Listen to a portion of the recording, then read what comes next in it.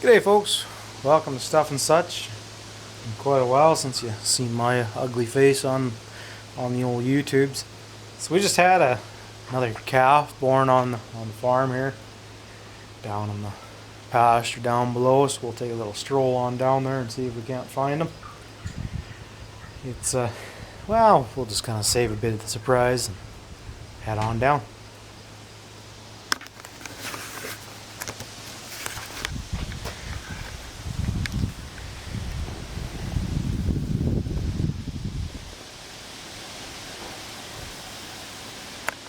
We've had this little family of Sanho cranes here all summer, just hanging out. Pretty little critters.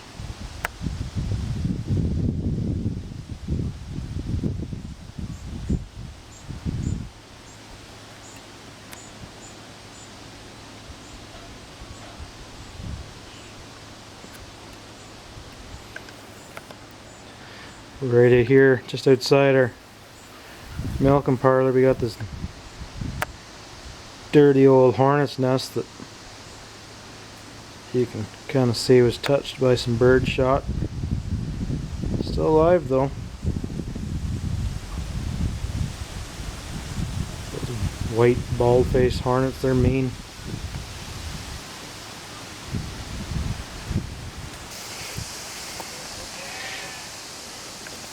So I don't know if it's common for everywhere in North America or not, but here when you clear land, often you get white clover come on up as just kind of a native species, which is super duper handy for honeybees, and livestock likes eating it. Nice rich feed. So everything in this area 3 years ago would have been 20-30 foot high tag alders and kind of junk brush. It's been cleared and cut down and piled and burned, and we're slowly wandering around getting her cleared out more and more.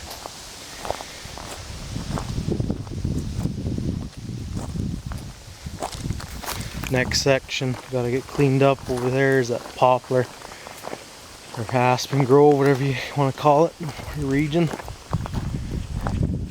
So I just kind of fell them to get some sunlight on the ground to get stuff growing. That needs to come down too.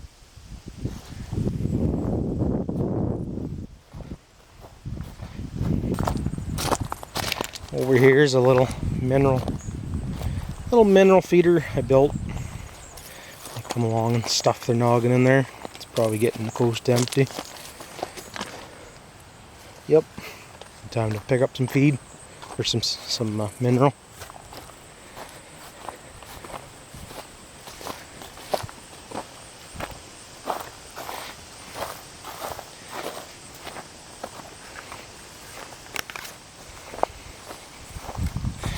See the herd. Here, all these trees here, you see them standing dead. Those are ash, black ash, and we have the emerald ash borer. It's coming through and killing them all. So have to get in, cut that down for firewood, or it goes to waste. I see Mama.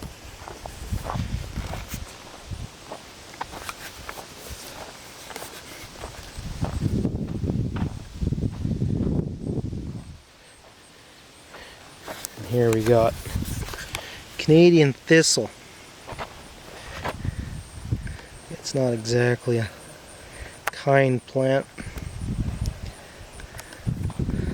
Big old spikes on them things.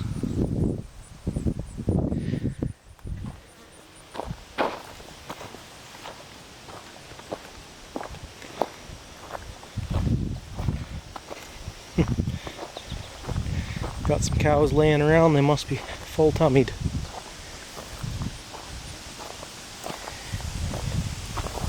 Hey there, Claire. There's Maisie.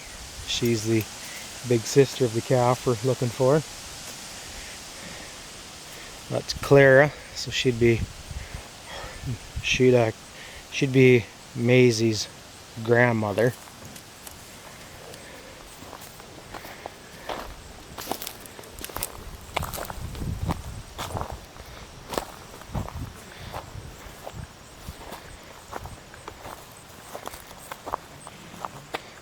That's Emma.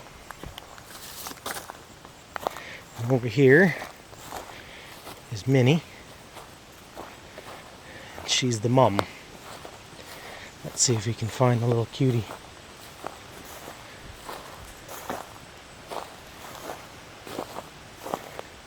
There he is.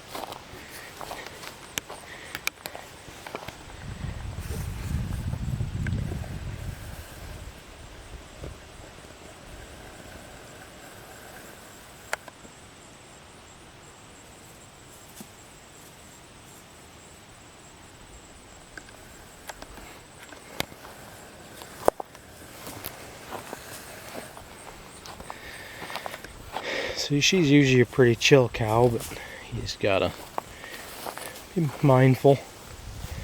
Rather not get stomped to death by a cow.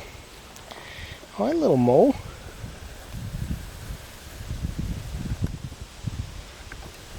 How you doing, bud?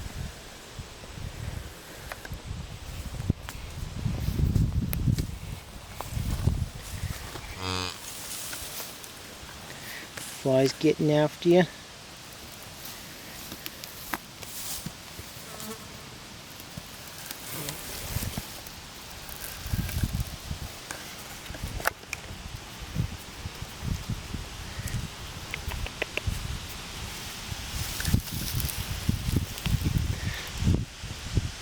Super cute, painted little jersey.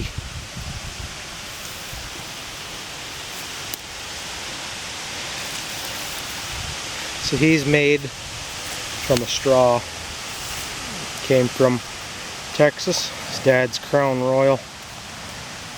Sure Shot Crown Royal, I believe, is the company name.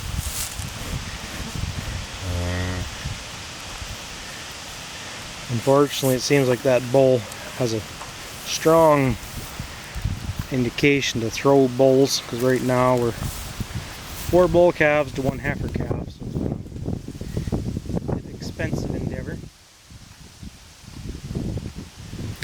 He kind of looks like his dad. His dad has a bit of paint on him too.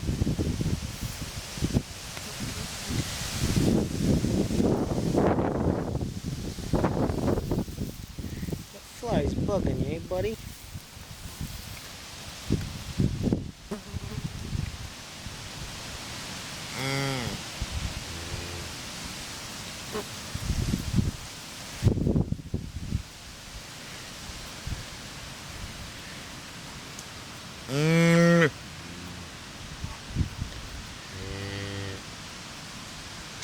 Talking to Mama?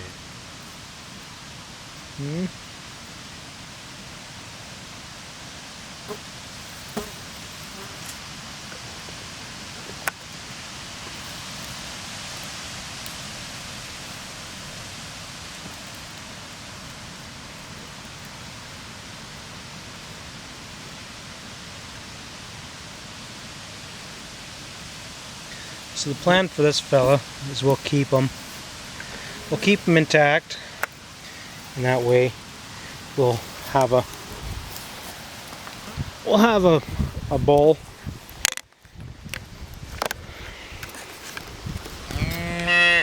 So right now everything we do is breed by AI, but we're kind of reaching a point where we'll start to want to just have breeding in-house.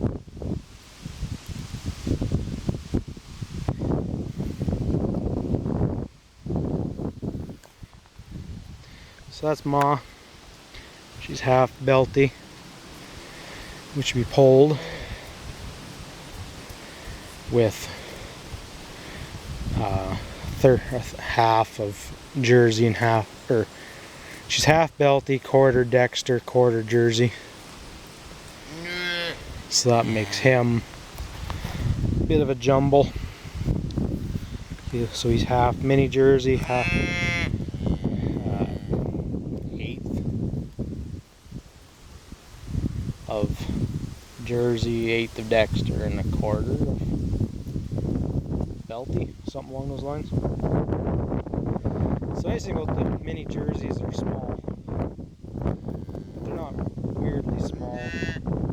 It's kind of more the original Jersey size. They range around the 40 to 44 inch mark, full grown to the back.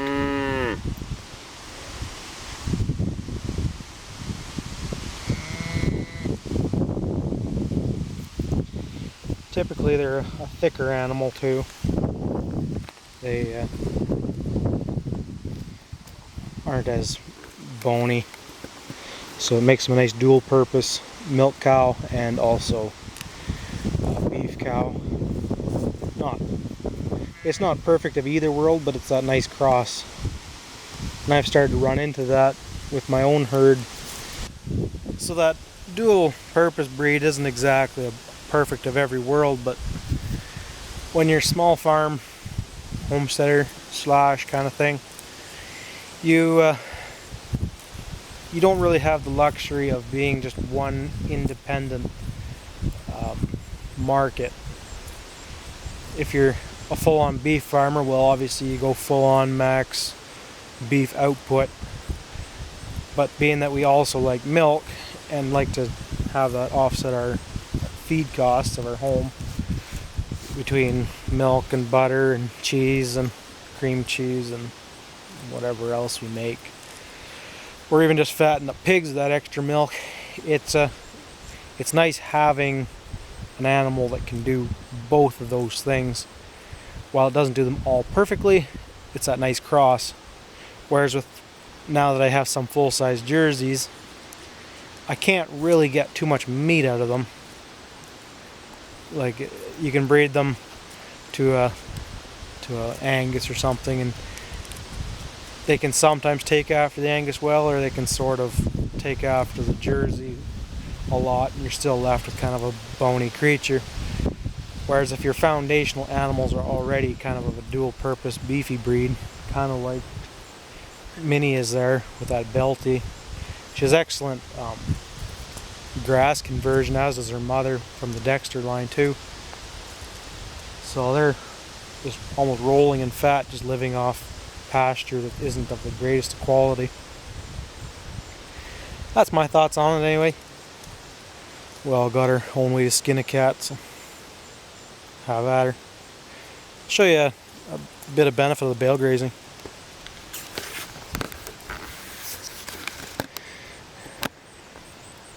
So you don't get a better example than what's sitting right here in front of me. Here's what our northern land is like.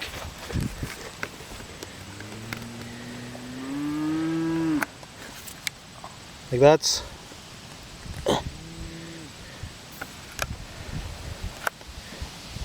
so we don't really have topsoil. We just got hard clay that goes to powder when it's dry, slippery mud when it's wet. It's really challenging to get stuff to grow quickly. So right beside it, I put a bale, and look at the change. This was only in 1 year. In the center, you can still see old bale remnant from where it was fed, but this whole circle, that perimeter, and then fades up here. So you can see how it made a huge difference.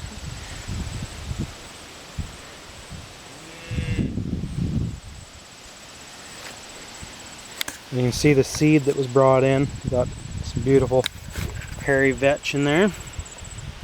Nice legume. Got some trefoil right there. White clover there. A weed. It seems like primarily out of this bale, you mostly got purple vetch and Then down below you just have your orchard grass probably coming in through there. Maybe a bit of timothy. So then you walk around that perimeter of that bale. And let's see if I can show the height.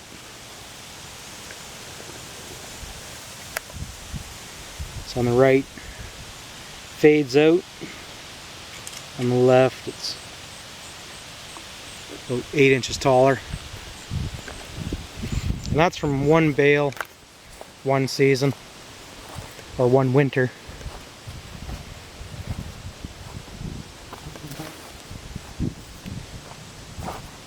And then right beside it, it's kind of nothing.